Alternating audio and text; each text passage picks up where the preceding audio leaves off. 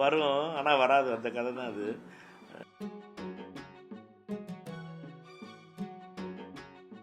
எல்லாத்துக்கும் காவிரி காவிரின்னு சொல்லி selfie video போட்டுக்கிட்டு இருந்த திரு அன்புமணி ராமதாஸ் எதுவுமே நடக்காத மாதிரியும்,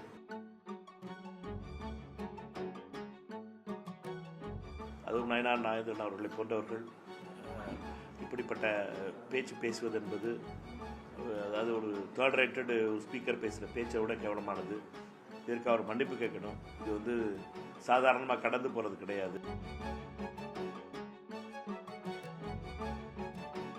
ரொம்ப முக்கியமாக பார்க்கப்பட்ட பெண்களுடைய பாதுகாப்பு, பெண்களுடைய பாதுகாப்புக்கான முதல் எடுப்புகள் எடுக்கப்பட்டிருக்கு. சிங்கப்படை அமைப்பதாக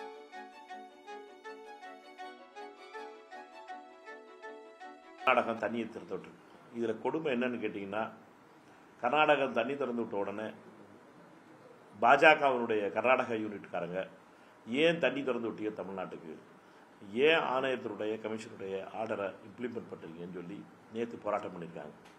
அதற்காக இன்று கர்நாடகத்தினுடைய நீர்வளத்துறை அமைச்சர் நாங்கள் தண்ணியே திறந்து விடலன்னு சொல்ல ஆரம்பிச்சிருக்காரு. இது எதை காட்டுதுன்னு கேட்டால், கர்நாடகாவினுடைய பாஜக காரர்கள் செய்கிற இந்த மனிதாபமற்ற செயலை காட்டுது. இதை விட ஒரு பெரிய விஷயம் என்னன்னு கேட்டிங்கன்னா, இதை பற்றி எதுவும் பேசாமல் இருக்கிற பாஜகவினுடைய மாநில தலைவர் நயனார் நாகேந்திரன் அவர்களுடைய இந்த துரோகத்தை காட்டுது. அதே மாதிரி எல்லாத்துக்கும் காவிரி காவிரின்னு சொல்லி செல்ஃபி வீடியோ போட்டுக்கிட்டு இருந்த திரு அன்புமணி ராமதாஸ் எதுவுமே நடக்காத மாதிரியும், எதுவுமே பார்த்துக்கிறாத மாதிரியும், எதுவுமே கர்நாடகா பிஜேபியை பற்றி எதுவுமே சொல்லாமல் இருக்கிறதுங்கிறது இதை விட மிகவும் வருத்தத்துக்குரிய விஷயமா இருக்குது. அதுவும் நயனார் நாகேந்திரன் அவர்களை போன்றவர்கள் இப்படிப்பட்ட பேச்சு பேசுவது என்பது, அதாவது ஒரு தேர்ட் ரேட்டட் ஸ்பீக்கர் பேசுகிற பேச்சை விட கேவலமானது. இதற்கு அவர் மன்னிப்பு கேட்கணும். இது சாதாரணமாக கடந்து போகிறது கிடையாது. இது தமிழகத்தினுடைய எதிர்க்கட்சி தலைவராக இருந்தாலும் சரி, பாஜகவினுடைய தலைவராக இருந்தாலும் சரி, இவர்களுடைய இந்த பேச்சு வழக்கு என்பது மாறணும். பெண்களை பற்றிய பார்வையும் இவர்களிடம் மாறணும். இது திவிகேனுடைய தலைமையில் இருக்க ஒரு கூட்டணி ஆட்சி. இந்த கூட்டணி ஆட்சியில் சில நல்ல விஷயங்கள் துவக்கம் நடந்திருக்கு. லஞ்ச ஊழல்கிறது குறைஞ்சிருக்கு, விசிபிளாக மிகப்பெரிய அளவில் குறைஞ்சிருக்கதா மக்கள் ஃபீல் பண்ணுறாங்க. அதே நேரத்தில் ரொம்ப முக்கியமாக பார்க்கப்பட்ட பெண்களுடைய பாதுகாப்பு, பெண்களுடைய பாதுகாப்புக்கான முதல் எடுப்புகள் எடுக்கப்பட்டிருக்கு. சிங்கப்படை அமைப்பதாக இருக்கட்டும், ஜென்ரலாக போலீஸோட அவேர்னஸாக இருக்கட்டும், பெண்கள் சம்பந்தப்பட்ட ஒரு சேஃப்டி மைண்ட் செட்டை கொண்டு வர்றதுக்கான முயற்சியாக இருக்கட்டும், முதலமைச்சர் எடுத்திருக்கிறது மிக முக்கியமானது.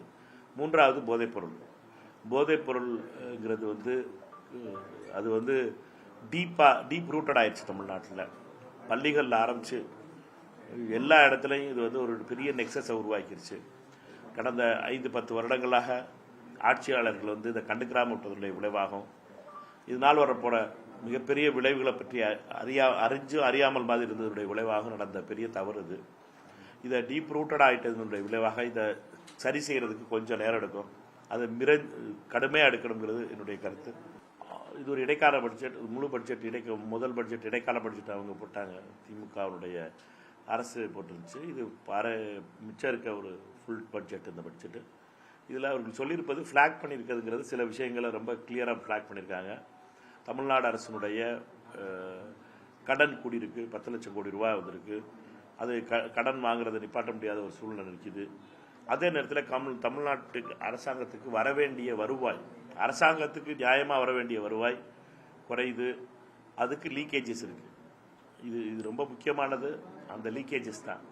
அது டாஸ்மார்க்காக இருக்கலாம், அது மினரல்ஸாக இருக்கலாம், மணலாக இருக்கலாம், அல்லது மற்ற விஷயங்களில் பத்திரப்பதிவாக இருக்கலாம்.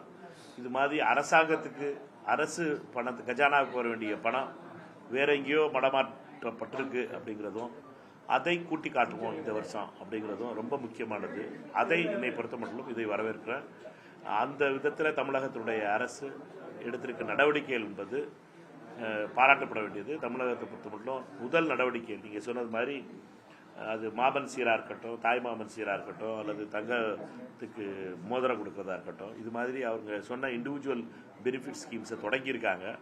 இது ஒரு நல்ல துவக்கமாக பார்க்கணும். வரும், ஆனால் வராது. அந்த கதை தான் அது. தொடர்ந்து நம்ம வலியுறுத்திக்கிட்டே வர்றோம். பாராளுமன்றத்தில் ஒவ்வொரு தடவை பேசும்போதும் சரி, கேள்வி கேட்கும்போதும் சரி, இந்த மதுரை எய்ம்ஸை கேட்காத நாளே கிடையாது. இப்போவுமே நான் ஒரு விசிட்டுக்கு போகணும்னு சொல்லியிருந்தேன். உங்கள் எல்லாரையும் ஒரு விசிட்டுக்கு ஒரு வருஷத்துக்கு முன்னாடி கூட்டிகிட்டு போனோம். அப்போவும் ஒரு காலகட்டம் டேட்டு கட் ஆஃப் சொல்லியிருந்தாங்க. கட் ஆஃப் வந்து கோல் போஸ்ட் மட்டும் மாறிக்கிட்டு தான் இருக்க ஒழிய வேலை முடிஞ்ச பாட காணோம். நம்மளும் பணம் எல்என்டிங்கிறாங்க, மண்ணுங்கிறாங்க, மலைங்கிறாங்கிற ஆளாளுக்கு கதை தான் சொல்கிறாங்களே ஒழிய இந்த தடவை நான் ஆய்வுக்காக கேட்டால் இடி ஊரில் இல்லை, அதனால இன்னொரு தேதியில் நம்ம வச்சுக்கிடுவோம் அப்படின்னு சொல்லியிருக்காங்க. சரி இடி வரட்டும் அப்படின்ட்டு இருக்கேன். அடுத்து நான் வரும்போது அவசியம் உங்கள் எல்லாரையும் கூட்டிகிட்டு போவோம். அதுக்குள்ளே இவர்கள் மீது அழுத்தத்தை உருவாக்குவோம். இவர்களை பொறுத்த மட்டும் தமிழ்நாட்டுக்கு எய்ம்ஸ் வரக்கூடாதுன்னு கொடுக்கக்கூடாதுன்னு நினச்ச பாஜக கொடுத்து எப்படியோ வந்துருச்சு. அதை எப்படியோ கொஞ்சம் கொஞ்சமாக நம்ம அதுவும் ஜப்பான்காரர்களுடைய உதவியால் வந்தது. அந்த காசை வச்சுக்கிட்டு இவங்க பண்ணுற அட்டூழியம் நம்மளால் தாங்க முடியலை. பாஜகவுடைய அந்த விளம்பர யுக்தியும் ஜப்பான்காரருடைய பணத்தை வச்சுக்கிட்டு இவங்க பண்ணுற அட்டூழியமும் தாங்க முடியாததாக இருக்குது. மதுரை எய்ம்ஸ் வந்தே தீரும். வர வைக்க வேண்டியது உங்கள் எல்லாருடைய கடமை, என்னுடைய கடமை. நம்ம எல்லாரும் சேர்ந்து தொடர்ந்து தென் மாவட்டத்தினுடைய நாடாளுமன்ற உறுப்பினர்களும் எல்லாரும் கட்சி வித்தியாசம் இல்லாமல் சட்டமன்ற உறுப்பினர்களும் இதற்காக குரல் கொடுப்போம். இன்றைக்கி வரலைனாலும் சரி நாளைக்காவது வர வைக்கிறதுக்கான தொடர் முயற்சிகளை மேற்கொள்வோம். ஏன்னா பல தடைகள் இருக்குது. அதில் அவர்களை பொறுத்த மட்டும் விளம்பரம் பண்ணி சாதாரணமாக திறந்து வச்சிடலாம்னு பார்த்தாங்க எலெக்ஷனுக்கு முன்னாடி. ஆனால் முழுசாக கம்ப்ளீட் ஆகாதனால அதை பண்ண முடியலை. அதனால் அவங்க காட்டின படம் ஹெலிகாப்டர் வந்து இறங்குற அனிமேஷன் வீடியோ எப்படி காட்டுறாங்களோ அதே மாதிரி எப்போ வரைக்கும் ஹெலிகாப்டர் வந்து இறங்குதோ அது வரைக்கும் நம்ம அதை திறந்ததாக ஒத்துக்கிற முடியாது. தொடர்ந்து அதற்கான போராட்டம் தொடரும். தவிர்க்க முடியாத தம்ப்நெயில்ஸ், கலக்கலான கண்டென்ட்ஸ், சினிமாவும் சீரியஸ் பிரச்சனைகளும், பல வருடங்கள் இடைவெளிக்கு பிறகு இந்த படத்துல ஒரு கலகலப்பும் கைகலப்பும். Me too love you. Thank you. அவருக்கு அந்த மாஸ் ஏத்துறது இல்ல, போயிட்டே தான் இருக்காரே தவிர பிரேக்கே இல்லாமல் பிரேக்கிங் நியூஸ் சொல்லும் தந்தி டிவி ஆப். இன்ஸ்டா தலைமுறை வரை இறங்கி அடிக்கும் தந்தி டிவியின் டிஜிட்டல் எக்ஸ்க்ளூசிவ். அது தண்ணிக்குள்ள போகும்போது ஹேங் ஆயிடுச்சு. உங்களுக்கு விஜய் சார் எந்த அளவுக்கு ரொம்ப பிடிக்கும்? Of course, Malayalis are huge Vijay sir fans. ரெண்டு பேருமே ரொம்ப பிடிக்கும் எனக்கு. தந்தி டிவி ஆப்பை இலவசமா டவுன்லோட் செய்யுங்க. ஃபாலோ பண்ணுங்க, சப்ஸ்கிரைப் பண்ணுங்க, என்ஜாய் பண்ணுங்க.